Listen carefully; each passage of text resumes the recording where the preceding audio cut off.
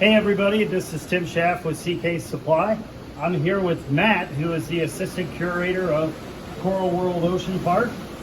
Matt did some of our weld training with us back in 2017, and he has been able to transform some of the park with some of the training that he received. And one of the things, Matt, that you've been able to do since you came down for training is to build these handrails. What was one of the things that brought you into CK for the weld training to begin with?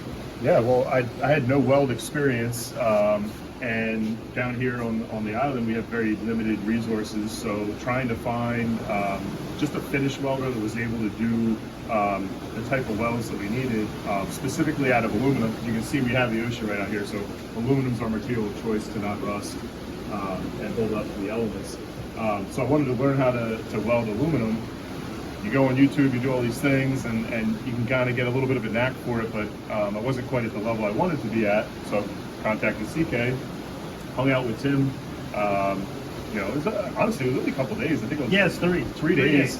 And those 3 days, I went from being like, I can kind of make some metal stick together, to being able to do, stack of dimes, perfect welds.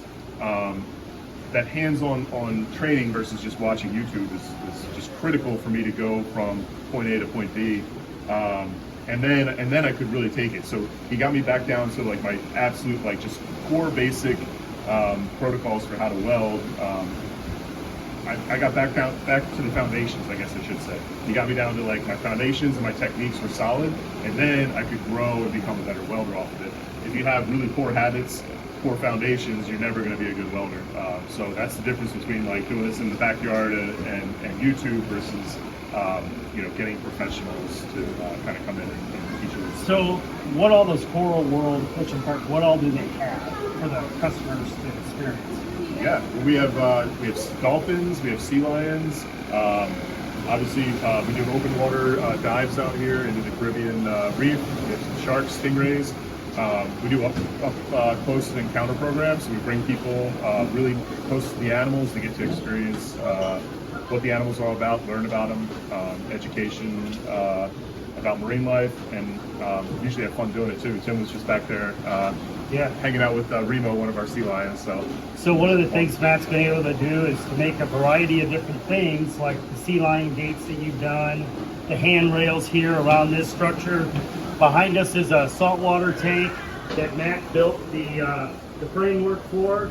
Underneath, is that out of steel or out of aluminum? That's out of aluminum. Out of aluminum. Yeah.